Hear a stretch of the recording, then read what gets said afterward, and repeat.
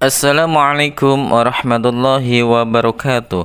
Halo anak-anak kelas 5, bagaimana kabar kalian hari ini? Alhamdulillah.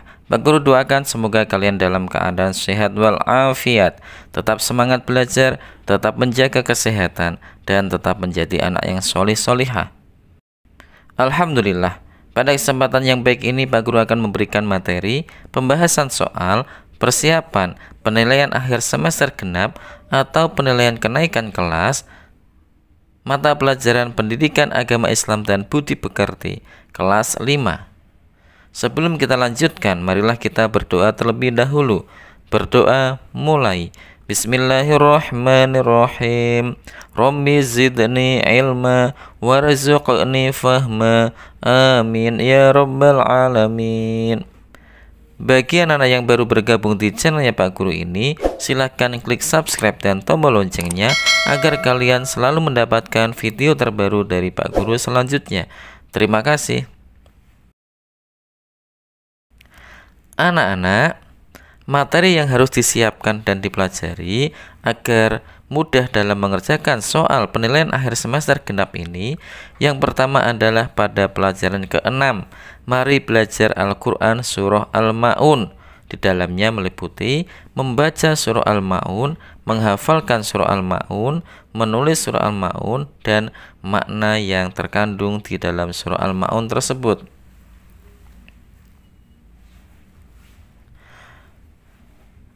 Pada pelajaran ke-7, mari mengenal Rasul Allah Subhanahu wa Ta'ala.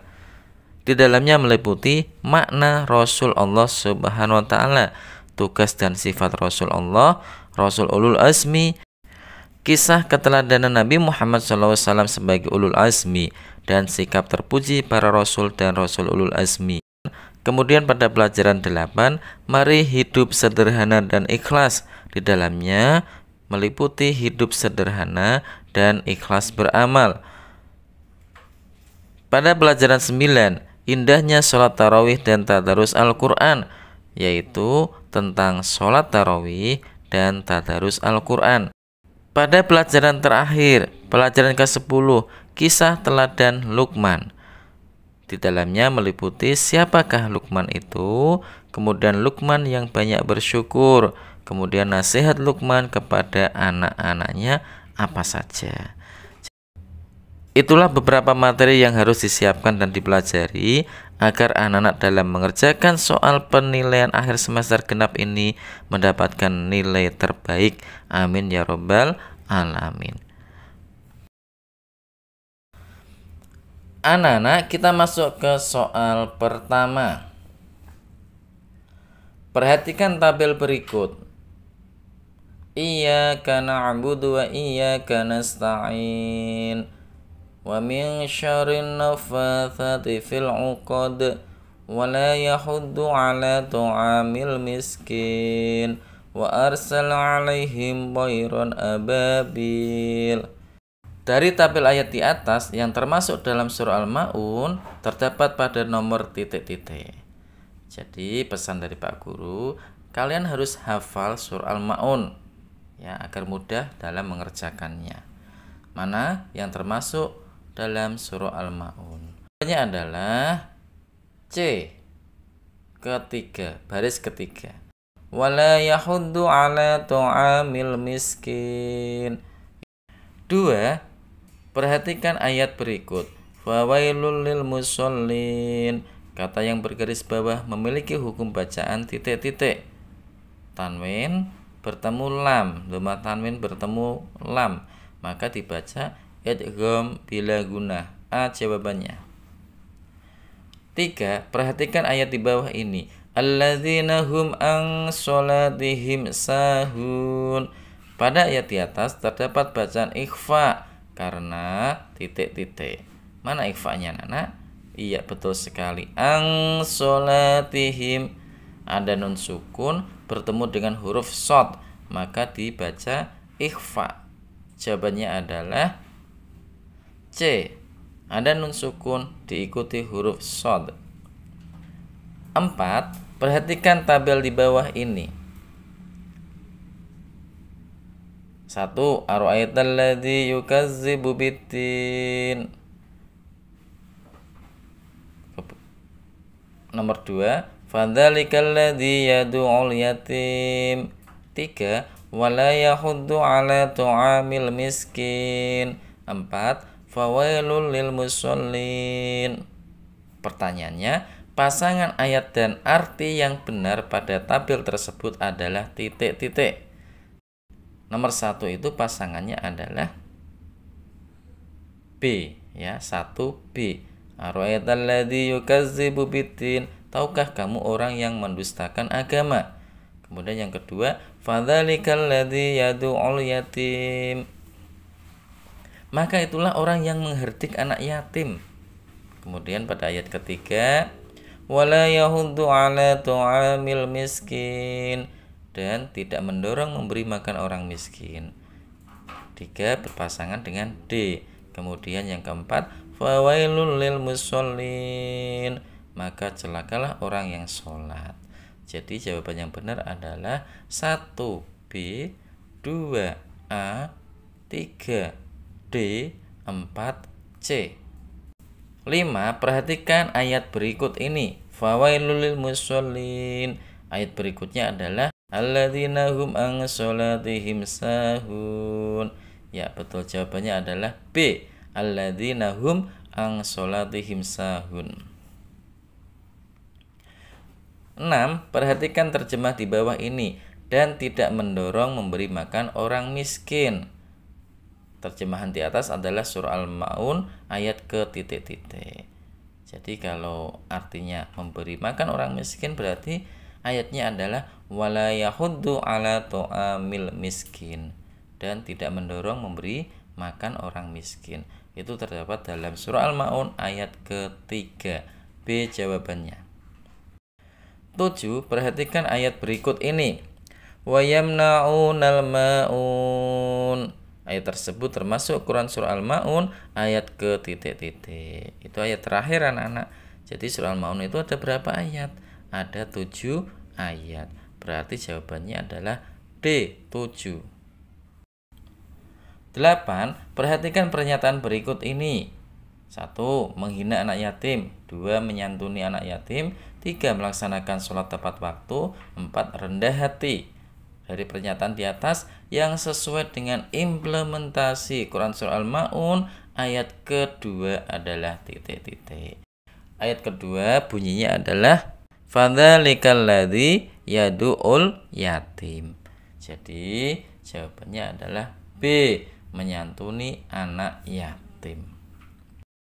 9. Ketika Andi diberikan uang jajan oleh ibunya, dia selalu menyisihkan beberapa uangnya untuk ditabung. Setiap tahun, Andi membuka tabungannya. Sebagian uangnya kemudian disumbangkan ke yayasan yatim piatu yang ada di dekat rumahnya. Terkadang uangnya diberikan bahan makanan pokok, kemudian disumbangkan. Terkadang uangnya dibelikan bahan makanan pokok, kemudian disumbangkan. Sikap Andi tersebut mengamalkan kandungan surah Al-Ma'un ayat ke titik-titik. Ayat keberapa anak-anak?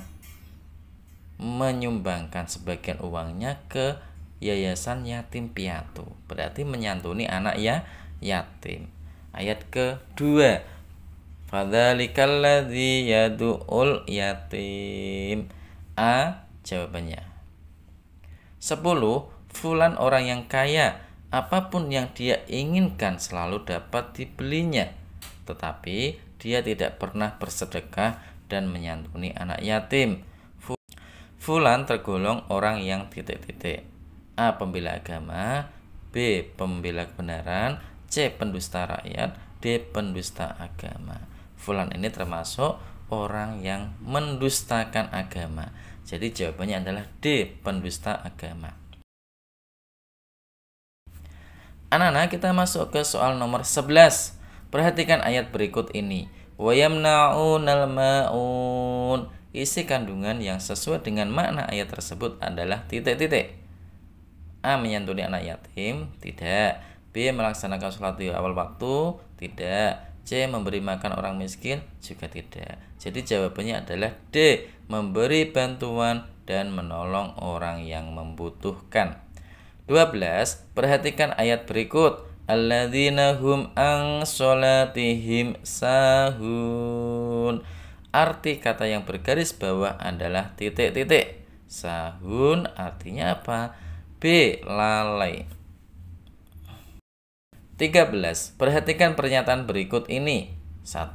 Setiap harinya Faris selalu menyisihkan uang sakunya untuk diberikan kepada anak yatim saat bertepatan tanggal 10 Muharram.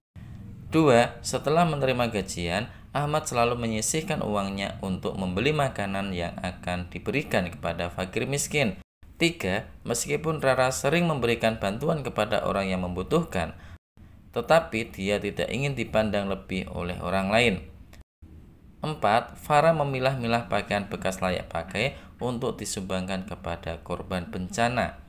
Dari pernyataan di atas, yang sesuai dengan makna Quran Surah Al-Ma'un ayat ke-6 adalah titik-titik. Ayat ke-6 itu berbunyi alladzina hum yura'un, ya, yaitu orang yang berbuat riya. Jadi jawabannya adalah C. 14. Umat muslim diwajibkan untuk mengamalkan rukun iman dalam agama Islam.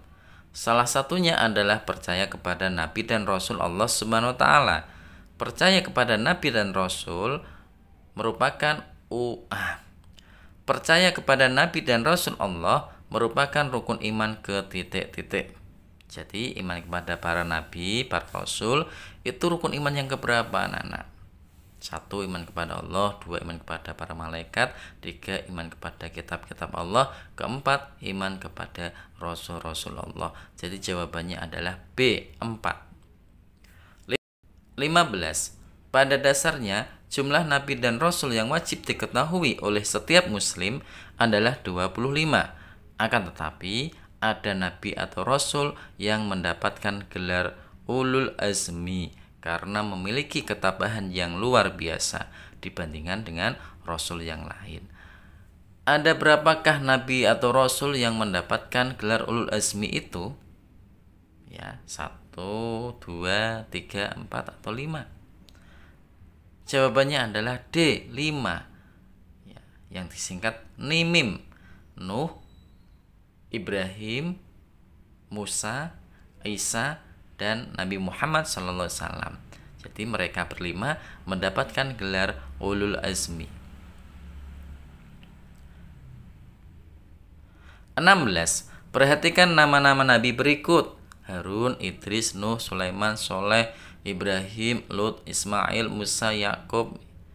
Nabi yang mendapatkan gelar ulul azmi terdapat pada nomor titik-titik. Jadi tadi sudah disebutkan oleh Pak Guru, ulul azmi itu ada 5, anak-anak. NIMIM, ya kan? Nuh, Ibrahim, Musa, Isa, Muhammad SAW. Jadi jawabannya adalah 3, 6, dan 9. C. 3, 6, dan 9. 17. Nabi Nuh alaihissalam mengajak umatnya untuk mengesahkan Allah SWT selama 950 tahun lamanya. Akhirnya diperintahkan oleh Allah Subhanahu wa taala untuk membuat sebuah kapal yang ternyata untuk mengazab umatnya. Banjir bah datang untuk beberapa waktu. Yang mengherankan, anak dan istrinya mengingkari ajakan Nabi Nuh alaihissalam sehingga tenggelam terbawa banjir. Yang dapat kita lakukan dalam kehidupan sehari-hari sebagai perwujudan dari iman kepada Rasul Allah SWT adalah titik-titik. Maka sebagai wujud dari iman kepada Rasul Allah SWT yaitu bersabar dalam menuntut ilmu, tunduk dan patuh kepada perintah kedua orang tua. Jawabannya adalah C. 18. Kesabarannya yang sangat teruji ketika menghadapi raja yang sangat kejam. Bahkan saat menghadapi hukuman dibakar hidup-hidup, beliau tetap tabah menjalaninya. Kisah tersebut adalah penggalan kisah Nabi titik-titik. Jadi Nabi yang dihukum oleh Raja Namrud karena telah menghancurkan berhala-berhalanya kemudian dibakar, itu Nabi siapa, anak-anak? Iya, betul sekali. Nabi Ibrahim alaihissalam. Jadi jawabannya adalah A. Ibrahim alaihissalam. 19. Perhatikan tabel berikut ini. 1 sidik, 2 amanah, 3 tablik, 4 fatonah. Pasangan yang benar dari sifat wajib bagi Rasul dan artinya adalah titik-titik. Sidik itu berkata benar, amanah dapat dipercaya, tablik itu menyampaikan, fatonah itu cerdas. Jadi kita pasangkan ya anak-anak ya.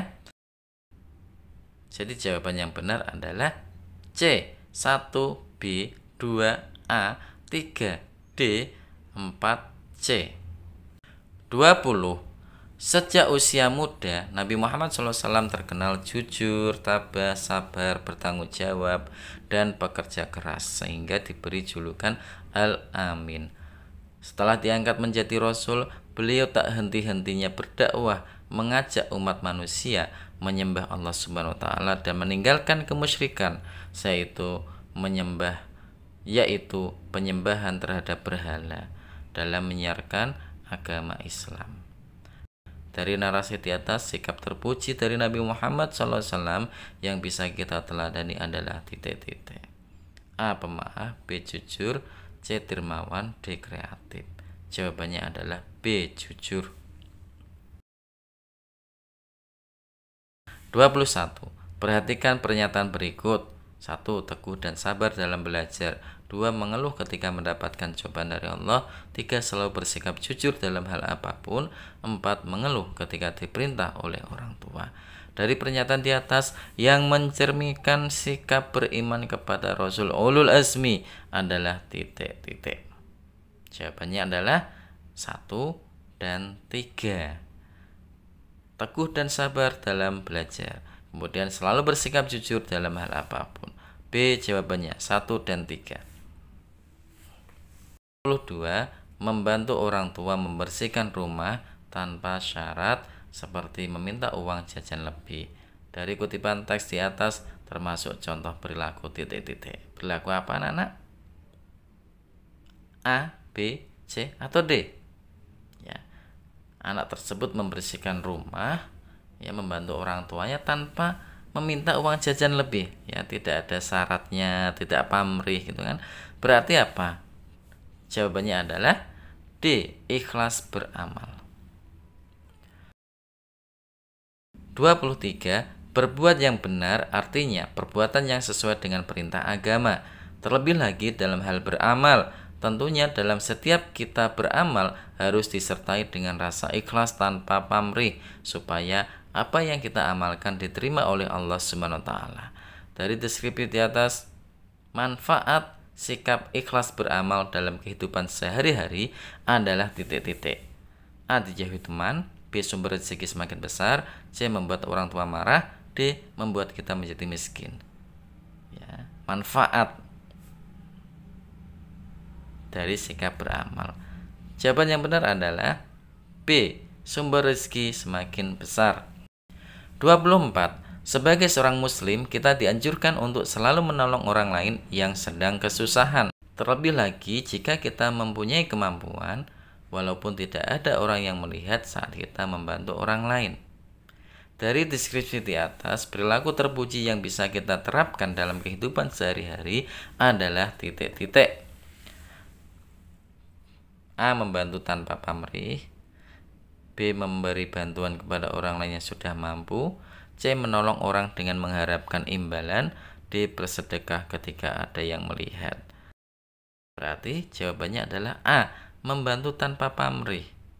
Ya, tidak punya pamrih, dia membantu dengan ikhlas, itu kan. 25. Ibadah sholat yang dilaksanakan oleh umat Islam ada yang hukumnya wajib dan ada pula yang hukumnya sunnah. Ibadah sholat sunnah yang dikerjakan pada malam bulan Ramadan adalah sholat titik-titik. Ini pertanyaan yang mudah sekali ya anak-anak ya. Ketika anak-anak bulan Ramadan, malamnya itu sholat sunnah apa? Setelah sholat isya itu. Jawabannya adalah A. Sholat tarawih. 26. Sholat tarawih adalah sholat sunnah yang dilaksanakan pada malam bulan Ramadan. Waktu pelaksanaannya adalah titik-titik. Pelaksanaannya adalah setelah sholat isya. C. Jawabannya. 27. Pada saat bulan Ramadan tiba, terdapat salah satu sholat sunnah yang sangat dianjurkan untuk dilakukan, yaitu sholat sunnah tarawih. Sholat tarawih boleh dikerjakan sendiri atau berjamaah. Ketika melaksanakan sholat tarawih, ada yang berjumlah 8 rakaat dan 20 rakaat. Khalifah yang melaksanakan sholat tarawih dengan jumlah 20 rakaat adalah titik-titik. Abu Bakar As-Siddiq, Umar bin Khattab, Utsman bin Affan, atau Ali bin Abi Thalib. Jawaban yang benar adalah B. Umar bin Khattab. 28. Bulan Ramadan tahun ini Siti memperbanyak ibadah dengan selalu tadarus Al-Quran di masjid dekat tempat tinggalnya. Tadarus berasal dari kata darosa yang artinya titik-titik. A. Belajar, B. Membaca, C. Menulis, D. Menelaah. Jawaban yang benar adalah D. Menelaah. 29. Rasulullah SAW menganjurkan kepada kaum muslimin untuk menghidupkan malam-malam di bulan Ramadan dengan memperbanyak qiyamul lail, seperti sholat sunnah, membaca Al-Quran, dan berzikir. Arti dari qiyamul lail adalah titik-titik. A. Berdiam diri di masjid, B. Mempelajari Al-Quran, C. Buka bersama di masjid, D. Bangun dan beribadah di malam hari. Jawaban yang benar adalah D. Bangun dan beribadah di malam hari. 30. Luqman bukanlah seorang nabi atau raja. Dia adalah manusia biasa yang soleh dan berakhlak mulia. Pekerjaannya sebagai tukang kayu, tukang jahit, juga sebagai penggembala kambing, dan pernah menjadi qadhi atau hakim pada masa Nabi Daud alaihissalam.